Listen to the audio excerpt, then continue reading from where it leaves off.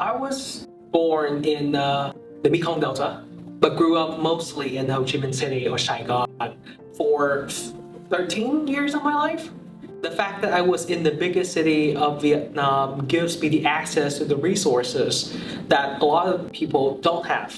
For example, study English at a very early age, as well as get access to a lot of the opportunities to study abroad. And in New Zealand, I got the chance to involve with a lot of activities, including with UNICEF New Zealand, which later on I became the youth ambassador for UNICEF New Zealand in 2015. So when joining UNICEF, I fundraised and organized a lot of activities for different causes. For example, helping children in Syria during the height of the Syrian war. There's always an urge in me that I'm helping people around the world, at least from the fundraising activities here. But in Vietnam, there are a lot of people that needs help as well, and I haven't done anything yet. So that is something that really bugs me, and that really kick off the journey for a project that can really help the underserved communities in Vietnam. When I graduated from high school and go to college, I was very, very lucky to get a full ride scholarship to New York University in Abu Dhabi. A lot of great memories was created there, and I learned a lot of things. One of the things I learned is that with diversity, you can achieve great things, because diversity really brings people together with different ideas, with different backgrounds, and it's such a beautiful thing that I really hope to replicate, and I know that I want to create it in Vietnam. Different people recommending I went to Đồng Tháp, which is a province in the border between Vietnam and Cambodia. That is a very underserved provinces per se, even in the southern part of Vietnam. Coming there, I was really inspired by not only the students there, but also the government officials, because they were very open to innovations and new ideas. For the students though, I was so surprised because with that limited number of resources, they were able to organize different events for the school, and they speak with a passion about coming back to the hometown and create an impact, which is something that struck the core. From my trip back from Đồng Tháp to Saigon, and then back to Abu Dhabi where I was studying, I decided, okay, I have to do this project. Although I don't know the name of the project yet, but I have to do the project. Sometimes I kind of want to give up, but when I remember the feelings that I got in Đồng Tháp, I think that is something that I really want to do. When I gathered a team of around 5 people, we decided to kick off this project. And in the span of 2.5 months, we fundraised $400. We made our very first boot camp in Đồng Tháp.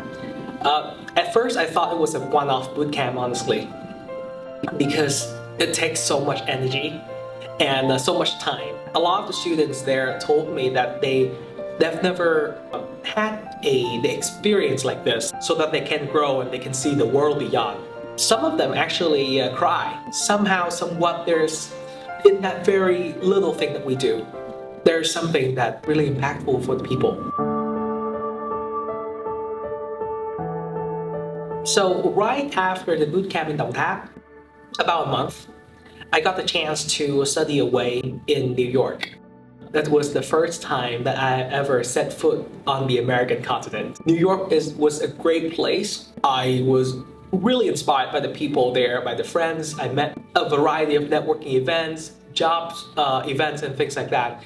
And at that moment, I just realized that, oh, it's actually the first time that I was put into the shoes of the underserved students who I were helping back in Vietnam. Because during these events, I realized that the kids there they're so well versed. They know what to do, they know how to act, they look successful, they look professional.